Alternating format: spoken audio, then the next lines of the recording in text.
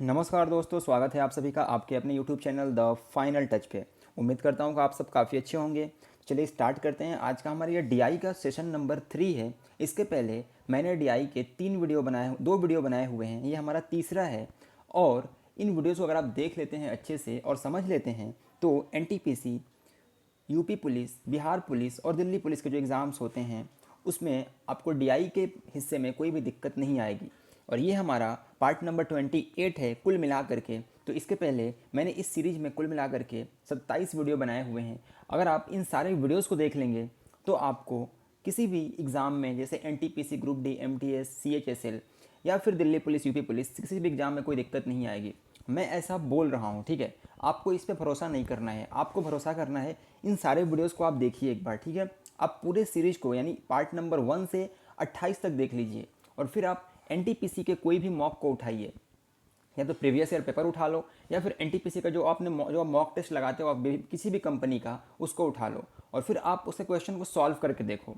और अगर आपको डिफरेंस नहीं दिखे तो मुझे बताना है, ठीक है। आपको बिल्कुल डिफरेंस दिखेगा, आपको ऐसा लगेगा कि आप मेरे वीडियोस देख रहे हो और सीधे सीधे क्वेश्चन यहीं से वहाँ आपको दिखेंगे, तो आप मेरी बात पे भरोसा मत करना। आप क्वेश्चन यहाँ से देखना, समझ लेना और मॉक टेस्ट लगा करके उसको इम्प्लीमेंट करके चेक कर लेना, ठीक है। चलिए स्टार्ट करते हैं। स्टार्ट करने से पहले अगर आप चैनल पर नए हो, चैनल को सब्सक्राइब ज़रूर कर लेना और वीडियो अच्छा लगे तो लाइक भी कर देना। तो ये हमारा पहला DI का है वीडियो क्वेश्चन। इसमें बोला है, मैंने इसे आपको पहले वीडियो में बताया था कि आपको सबसे पहले डायरेक्शन पढ़ना होता है, जो निर्देश दिया गया होता है उसको काफ़ी अच्छे से समझ समझ के पढ़ना होता है। तो इसमें बोला है कि निम्नलिखित तालिका का अध्ययन करें और उस पर आधारित सवालों के जवाब दें। नीचे एक कंपनी का तिमाही बिक्री डेटा दिया गया है, ठीक है। तिमाही बिक्री डेटा दिया गया है। तिमाही को इंग्लिश में क्वार्टर बोलते हैं, ठीक है। जैसे कि साल में 12 महीने होते हैं, ठीक है। तो एक तिमाही का मतलब क्या हो जाएगा, 3 साल। यानी एक साल में कुल कितने तिमाही होंगे, 4 तिमाही, ठीक है। 3 महीने के 4 तिमाही होंगे, तभी तो 12 महीना बनेगा। इंग्लिश में उसे क्वार्टर बोलते हैं, ठीक है। और वित्तीय वर्ष मतलब फाइनेंशियल ईयर, जो सरकार होती है ना, वह हर 3 महीने पे जो देश के जो हिसाब किताब होता है उसका एक डाटा देश के सामने प्रस्तुत करती है, ठीक है। और उसे ही हम क्या बोलते हैं, जो वित्तीय तिमाही बोलते हैं, ठीक है। कितना खर्चा हुआ, कितना आमदनी हुआ, ये सब सरकार बताती है। तो यहाँ पे वही सब चीज़ें दी गई हैं।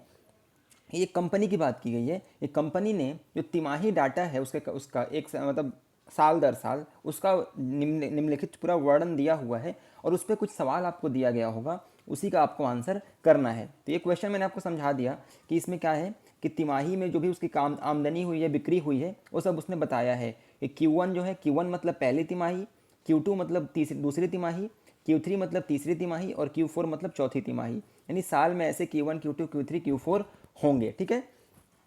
तो पहले 2012-13 में पहले तिमाही में 25 लाख, 12-13 के दूसरे तिमाही में 34 लाख, 12-13 के तीसरे तिमाही में 24 लाख और 12-13 के चौथे तिमाही में 29 लाख रुपए। इस तरीके से पूरा डाटा आपको दिया गया है। चलिए अब हम सीधा क्वेश्चन पे चलते हैं। क्या पूछा है इसने कि 2013-14 के लिए प्रति तिमाही औसत बिक्री क्या है। तो देखो 13-14 कहाँ से आपको दिखना स्टार्ट हो रहा है, यहाँ से कहाँ तक चल रहा है, तो यहाँ तक। यानी 2013 से लेके 2014 के बीच में जो बिक्री हुई है उसका आपको एवरेज बताना है, ठीक है। यानी Q1, Q2, Q3, Q4 को आप जोड़ दोगे और उसको 4 से डिवाइड कर दोगे तो आपका आंसर आ जाएगा। यहाँ से जोड़ लो, 36 प्लस 32 प्लस 39 प्लस 33। आप जोड़ोगे 6 2 8, 8 9 17, 17 3 20 का जीरो हासिल 2, 3 2 5, 5 3 8, 8 3 11, 11 3 14, ठीक है। 140 बटे 4 कर दोगे, क्या आ जाएगा, 4 3 12, 4 पंजे 20। यानी कि 35 लाख रुपए ये पूरे साल का क्या आ गया, 13-14 के साल का क्या आ जाएगा, एवरेज आ जाएगा, ठीक है। एवरेज बिक्री 35 लाख रुपए की होती है। ऑप्शन नंबर डी आपका सही आंसर होगा। तो ऐसे ही सवाल आपके NTPC एग्जाम में, रेलवे एग्जाम में पूछे जाते हैं।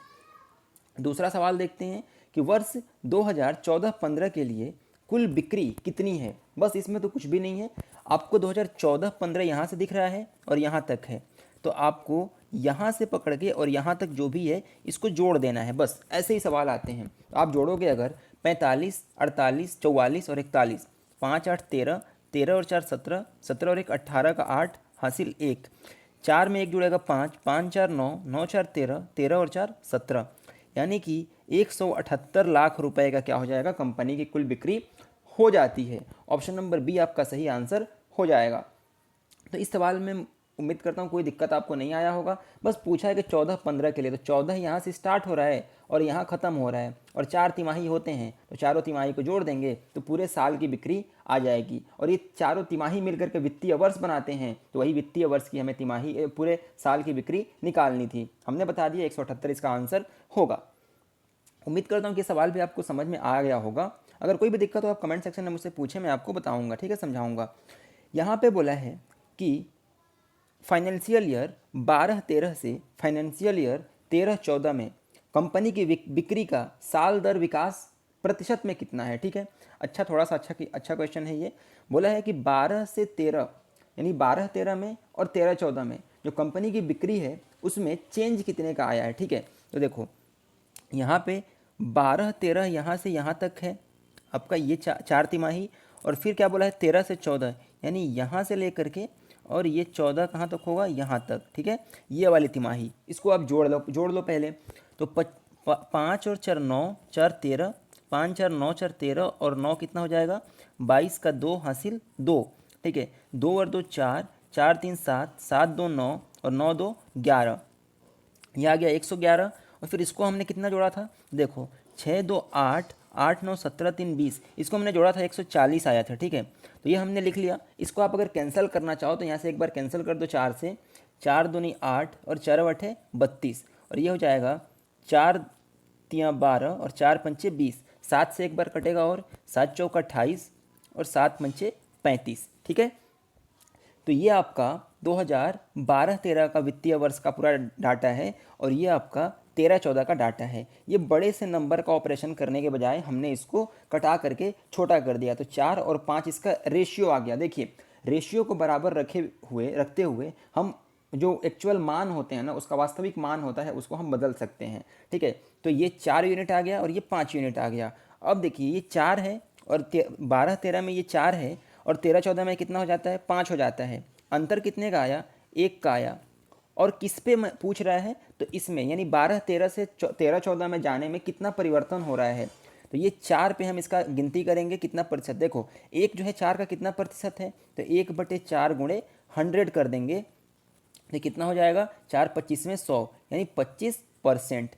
25% क्या होती है, वृद्धि होती है। तो 25% हमारा ऑप्शन नंबर सी हो जाएगा सही आंसर, 25%। उम्मीद करता हूँ सवाल आपको समझ में आ गया होगा। नंबर जब भी दिखे ना तो उसका रेशियो देख करके रेशियो में आप लाइए, छोटा नंबर आ जाएगा, उसके बाद ऑपरेट करने में आसानी होती है। कोई भी डाउट हो कमेंट में आप मुझसे पूछेंगे, मैं आपको बताऊंगा ज़रूर। अगला क्वेश्चन आपका वेन डायग्राम का है। इसमें कुछ वेन डायग्राम दिया होता है, इसमें इन सब का जैसे ये सर्कल दिया है, या आपका त्रिभुज दिया है और ये आपका वर्ग दिया है, इन सब का कुछ अलग अलग मतलब रहता है, ठीक है। तो उन मतलब के आधार पर हम क्वेश्चन को सॉल्व करेंगे। बोला है कि त्रिभुज जो है ये चाय वालों को बताता है, ठीक है, जो चाय पीते हैं, ये आपका चाय वाले लोग हैं, टी वाले। सर्कल यानी वृत्त जो है यह बताता है कॉफ़ी वालों को, ठीक है, कॉफ़ी पीने वाले लोग हो गए। और ये जो वर्ग है यह बताता है जो रस यानी कि शरबत पीते हैं, ठीक है। तो यहाँ हमने रस लिख दिया, ठीक है। कितने लोग कॉफ़ी पीते हैं, कॉफ़ी कितने लोग पीते हैं, तो जितने भी लोग इस सर्कल यानी वृत्त के अंदर में आ जाएंगे, इस सर्कल के अंदर में जितने लोग आ जाएंगे वो सारे क्या पीते हैं, कॉफ़ी पीते हैं। बस उसको हम जोड़ देंगे, ठीक है, इतना ही करना है इस सवाल में। तो आप यहाँ से जोड़ोगे 43, यहाँ 38 है, 45 है, 23 है, 15 है। 43 + 38 + 45 + 23 + 15, अब कुछ नहीं बचा। 43 हो गया, 38 हो गया, 45 हो गया, 23 हो गया, 15 हो गया। अब आप इसको जोड़ दो, तो 3 और 8 11, 11 और 5 16, 16 और 3 19, 19 और 5 24 का 4 हासिल 2, 4 और 2 6, 6 3 9, 4 13, 2 15 और 1 16, यानी कि 164 लोग ऐसे हैं जो कॉफ़ी पसंद करते हैं। तो ऑप्शन नंबर बी आपका सही आंसर हो जाएगा, ऑप्शन नंबर बी 164। तो उम्मीद करता हूँ ये सवाल आपको समझ में आ गया होगा। चलिए बढ़ते हैं अगले सवाल की ओर। आपको कहीं भी कोई डाउट हो आप कमेंट बॉक्स में मुझसे पूछ सकते हैं। तो देखिए इस सवाल में इसने बोला है कि कितने लोग चाय और कॉफ़ी पीते हैं लेकिन रस नहीं। तो इसमें देखो चाय और कॉफ़ी वालों को तो हम ले लेंगे, लेकिन जो भी रस वाले होंगे यानी जो वर्ग वाले होंगे इनको हम क्या कर लेंगे, हटा देंगे। ये ख़त्म कर दिया, ठीक है। तो इसको अब हम काउंट नहीं करेंगे, सिर्फ इधर के लोगों को हम काउंट कर लेंगे, ठीक है। जितने भी लोग वर्ग में आएंगे उनको हम नहीं गिनेंगे। और इसमें क्या बोला है कि लोग चाय और कॉफ़ी पीते हैं लेकिन रस नहीं, तो इसको ख़त्म कर दिया। तो देखो कितने लोग हैं चाय और कॉफ़ी दोनों पीने वाले, 45 लोग हैं। सिर्फ 45 लोग हैं जो चाय और कॉफ़ी दोनों पीते हैं, ठीक है। ये नहीं बोला है कि अलग अलग और फिर सब मिला करके, नहीं, चाय और कॉफ़ी दोनों पीते हैं लेकिन रस नहीं पीते हैं। तो ये देखो, ये आपके जो चाय वाले हो गए और ये कॉफ़ी वाले हो गए, लेकिन रस वालों को नहीं लेना है तो इसको हटा देंगे। तो 45 हमारा सही आंसर होगा, ऑप्शन नंबर डी में दिया गया है। ऐसे सवाल ये सेकंड्स में सवाल होते हैं आराम से, ठीक है। अब इस सवाल में क्या बोला है कि कितने लोग रस और चाय पीते हैं लेकिन कॉफ़ी नहीं, ठीक है। कितने लोग रस और चाय पीते हैं लेकिन कॉफ़ी नहीं। तो कॉफ़ी वाला कौन है, वृत्त वाला है। वृत्त जो है वो कॉफ़ी वाला है। तो वृत्त को आप अलग कर लो, जहाँ जहाँ वृत्त दिखेगा उसको आप अलग कर लो, यानी ये पूरा हिस्सा आपको नहीं लेना है, ठीक है। इसको गिनेंगे नहीं। और क्या बोला है कि रस और चाय पीते हैं, रस और चाय पीते हैं। तो देखो ये आपका क्या है, रस जो पीते हैं वो लोग हैं, और चाय वाले, ये त्रिभुज में जो चाय वाले आते हैं ये हो गए, ठीक है। ये जो हो गए रस वाले, लेकिन हमको रस और चाय दोनों चाहिए, तो ये 29 नहीं लेंगे। क्यों? क्योंकि ये सिर्फ रस वाला हो जाएगा, ठीक है, इसलिए इसको हम नहीं लेंगे। तो दोनों में कॉमन कौन सा दिख रहा है, सिर्फ 36 दिख रहा है। 36 सिर्फ ऐसा है जिसमें कि रस और चाय दोनों पीने वाले लोग आ रहे हैं लेकिन कॉफ़ी वाले नहीं आएंगे। क्योंकि देखो ये वृत्त के बाहर हो गया, ये जो वृत्त है इसके बाहर हो गया, सर्कल के बाहर हो गया, लेकिन ये त्रिभुज, और देखो मैं थोड़ा सा अच्छे से दिखा देता हूँ। देखो ये आपका वृत्त वाला हिस्सा नहीं लेना है अपने को, ठीक है। तो ये आपका जो रस पीते, ये जो चाय वाले हो गए, ठीक है। और ये जो है आपका हिस्सा जो है ये कौन सा है, तो ये हिस्सा है जो कि आपका रस पीते हैं, ठीक है। लेकिन इसको हम नहीं लेंगे क्योंकि सिर्फ अकेले आ गया, ठीक है। तो 36 सिर्फ एक ऐसा नंबर है जो कि ऐसे लोगों को दर्शाता है जो रस और चाय दोनों पीते हैं लेकिन कॉफ़ी नहीं पीते हैं। तो ये ऑप्शन नंबर बी आपका सही आंसर हो जाएगा। तो इस तरीके से इस डीआई के सवाल को भी हमने काफ़ी आसानी से सॉल्व कर लिया। तो ये दो डीआई का सेट था जो कि आपके एनटीपीसी एग्जाम के लिए काफ़ी ज़्यादा ज़रूरी है। और मैंने आपको बताया कि कैसे आपको चेक करना है कि ये चीज़ें आपके एग्ज़ाम के लिए रेलेवेंट है कि नहीं है। तो आप कुछ मत करो, आप प्रीवियस ईयर क्वेश्चन उठाओ, या फिर आप जो है एनटीपीसी का कोई मॉक टेस्ट लिए हो, मॉक टेस्ट लगाते हो, प्रैक्टिस सेट लगाते हो, उसको मेरे इन 28 वीडियोस को देखने के बाद, जो भी मैं आगे बनाऊंगा उन वीडियोस को देखने के बाद उसको एक बार अच्छे से मतलब वीडियोस देखो, समझो, और फिर मॉक टेस्ट लगा के देखो। एकदम डिट्टो क्वेश्चंस आपको उसमें बहुत सारे मिलेंगे, ठीक है। तो अगर आपने अच्छे से फॉलो कर लिया, डेफिनेटली आपके एग्जाम में बहुत ज़्यादा फायदा होगा इसका, ठीक है। तो चैनल पर नए हो तो सब्सक्राइब जरूर कर लेना, और अच्छा लगा हो तो दोस्तों के साथ शेयर जरूर कर देना, वीडियो को लाइक कर देना। मिलेंगे अगले वीडियो में, तब तक पढ़ते रहो, आगे बढ़ते रहो। जय हिंद।